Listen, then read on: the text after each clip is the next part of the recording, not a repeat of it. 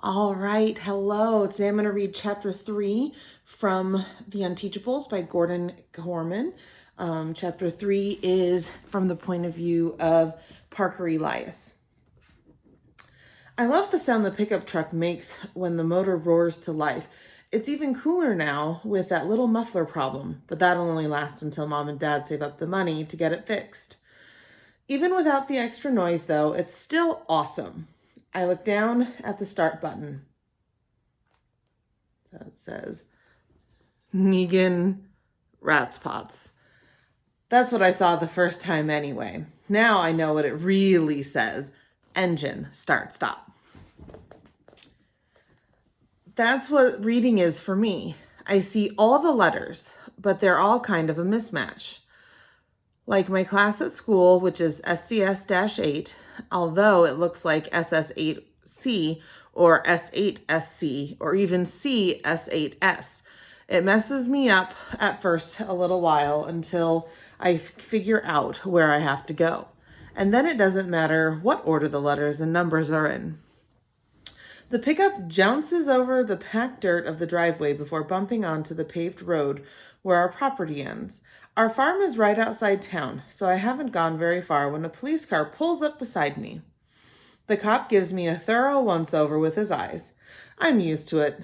I'm kind of small for my age, so I look like a 12-year-old out for a joyride. I thought that new girl's eyes would pop out of her head when I jumped down from the pickup truck on the first day of school. Or maybe that's the expression she gives everybody who knocks her book bag halfway to the moon. Let's set the record straight. I'm 14. They don't let you drive any younger than that, no matter what your special situation is. It's okay, though. The police around here all know me. The cop rolls down his window and peers into the flatbed of the pickup, taking note of several bushel baskets of fresh tomatoes. You're taking those over to the farmer's market, right, Parker? He calls. Right, officer. And straight to school after that? I shake my head. First, I have to pick up Grams. The cop frowns. Grams? My grandmother, I explain. I have to take her to the senior center, then school. That's why I have a driver's license in 8th grade. It's a provisional license, although to me, it usually looks more like rival Snoopy equiescence. I'm allowed to drive the pickup so long as it's for farm business or for Grams, who's pretty old and sometimes kind of confused, no offense. My folks both work crazy hours on the farm, so I'm the only one who's free to pick her up at the apartment and take her to the center where she hangs out all day. Then I drive to school, and after school, I pick her up and take her back to our house for dinner. She doesn't live with us, though. She refuses to give up her own place. My independence, she calls it. The law says I can do all of this because running a farm is considered a hardship. That's pretty stupid because we actually prefer living outside the city and having a ton of open space when everyone else is stuck on a little postage stamp of grass. Plus, we don't have livestock, so we don't have to do any of the really gross farm things, like sticking your arms up the butt of a sick cow. I've only seen that on TV, but hard pass. I drop off the tomatoes at the market, watching the clock impatiently while Mr. Sando weighs everything to the millionth of an ounce. Then straight to Grams. She's waiting for me in the lobby of her apartment building, but she's wearing a winter coat. And it's like 80 degrees out. So I have to park, we have to go upstairs, put away the coat, and by the time I return from the closet, she's in the kitchen warming up leftover meatloaf for me. But Grams, I'm going to be late for school. Breakfast is the most important meal of the day, kiddo. I used to like it when she called me kiddo, but now I'm pretty sure it's because she can't remember my name. It bums me out. To be fair, she called me kiddo before she forgot my name, too. The difference is now it's the only thing she calls me. I already had breakfast, I tell her. You want mashed potatoes with that, she asks. It won't take long.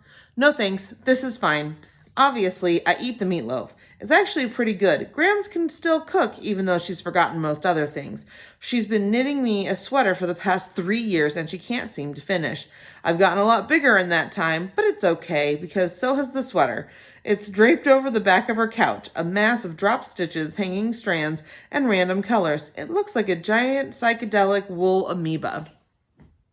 I gulp down the food as fast as I can, but it still throws off the schedule. By the time I drop Grams at the senior center, I can already hear the bell ringing at school. With my grandmother, there's always something to slow you down. If it isn't meatloaf, then she's buttoned her blouse wrong. She's wearing slippers instead of shoes, or she's waiting for Grandpa to come home, even though he died a long time ago. I'm used to being late. Grams is worth it, but it's my 4th time already, and it's only the first week of school.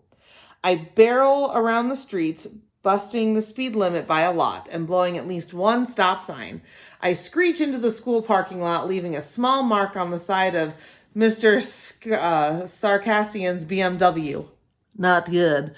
Carefully, I back out and find another spot. This one on the opposite side of the lot. I pull my trusty can of Scratch Guard out of the glove compartment and rub the evidence off my front bumper. Then I work on the beamer a little. Not perfect, but it should keep Mr. S from noticing the damage long enough for him to have absolutely no idea where it might have come from. This is usually the part where my day starts to go downhill.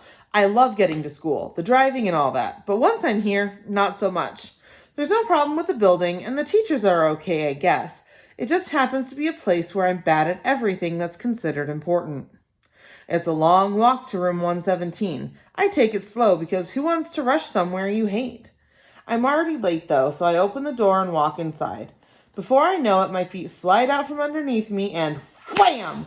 I'm flat on my back on the floor. It gets a big laugh and scattered applause from the 6 kids who are already there. The only person who doesn't react is our teacher, Mr. Kermit. He never lifts his face from the New York Times crossword puzzle, except occasionally to take a sip from a humongous coffee cup. And that's not just today. He's like that all the time. Yesterday, when Barnstorm chucked one of his crutches and shattered the globe, the teacher didn't so much as flinch, not even when the Horn of Africa bounced off the side of his head. If you could probably set off an atomic bomb on his desk, and he'd never notice. I scramble up, but when I turn back to the doorway, I see what tripped me. I go down again, on my face this time. I can smell the floor and taste it a little. There's butter all over it. Who greased the floor? I howl. The kids laugh louder, enough to penetrate the cone of silence and capture Mr. Kermit's attention. He glances up, sees me flopping like a fish out of water, and quickly goes back to his puzzle. If he's not the worst teacher in the world, he's definitely bottom 5. Most embarrassing of all, Kiana has to rescue me. She's the girl whose backpack I hit with the truck. She hauls me far enough from the buttered area that I can stand upright again. My shoes are still a little slippery, but at least I can walk to my desk. Kiana turns to the rest of the class. Who did that? Raheem, who's fast asleep, lifts his head off the desk and looks around like a deer in headlights. Did what?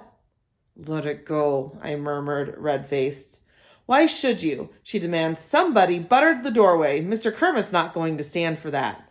An absent-minded comes from the direction of the teacher's desk.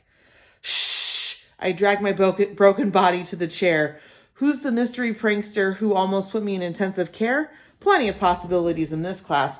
Barnstorm, the injured sports star, he gets away with everything. At least he did until they put him in SCS-8. Aldo, the jerk who flies off the handle every time the wind blows. Elaine, I sneak a look over my shoulder at the scariest girl in 8th grade. Oh, please don't let it be her. Elaine rhymes with pain. I'll probably never find out who buttered the floor. If it was Elaine, I don't want to. When I glance up, Mr. Kermit's standing in front of me. At first, I'm flattered that he's come over to make sure I don't have a concussion. But no, he places a worksheet on my desk and wordlessly returns to his crossword puzzle. That's what we do in the special self-contained 8th grade class. At the beginning of each period, Mr. Kermit hands us each a worksheet. No one does them. At least that's how it was at the beginning. There were a lot of paper airplanes sailing around the room for the first few days. I figured Mr. Kermit would get mad, but he never made a peep about them. So the airplanes stopped. What's the point of making them if you couldn't get a rise out of the teacher? Eventually, it got so boring that the only possible thing to do was the worksheet. It's kind of hard for me, though, because the letters get all jumbled, even if it's math. They never just ask what's 5 plus 3. They have to make it into a story about 5 brown rabbits and 3 white rabbits having a rabbit cotillion, and that's where I get lost. Cotillion. Looks like licit loon to me. I'm hunched over my paper, trying to make heads or tails of what seems to be an unbreakable code, when at the desk beside me, Kiana sets down her pen and peers at my paper, which is as untouched as the minute I got it. You haven't started yet, she hisses. Sure I have, I reply defensively. She isn't sold. What question are you on? 1. I shoot back. I'm taking it slow, okay? I return to work, staring at the letters, willing them to arrange themselves into a form that makes sense to me. I guess I look like a scientist peering into a microscope because she blurts, You can't read! Yes, I can, I say defensively. I'm just pacing myself. She reaches over and plants a finger on question 1. What does that say? There's no talking in class, I tell her. You want to get us in trouble? Mr. Kermit takes a long, loud slurp of his giant coffee. Read it, she orders. And I don't. It's not that I can't, but it would take time. I don't feel like it, I mumble. Parker, she urges, this is stupid. You can get help with this. You just have to tell the teacher. But nobody can help you if they don't know there's a problem. My eyes find Mr. Kermit. His attention never wavers from his crossword puzzle, even though Raheem and Barnstorm are sword fighting with rulers and Aldo leaves the room altogether. If I have to depend on Mr. Kermit for help, I'm going to be older than he is before I get any. All right, chapter 3, The Unteachables. Have a good one.